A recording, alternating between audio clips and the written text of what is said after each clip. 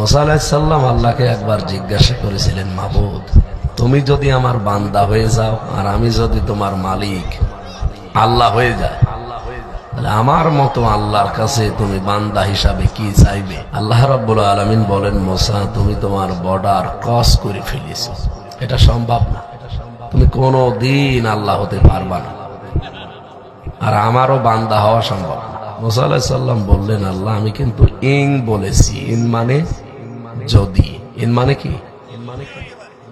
যদি হতে পারতাম তাহলে কি চাইতে? আল্লাহ তাআলা বলেন, যদি এরকম কিছু হতো তাহলে আমি দুইটা জিনিস চাইতাম, একটা হায়াতে তজ্জিবা আর একটা সিহাতে কুল্লিয়া, পরিপূর্ণ সুস্থতা, আর হায়াতটা যেন পবিত্র, পাক পবিত্র থাকে, এই হায়াত যেন নষ্ট হয়ে না যায়।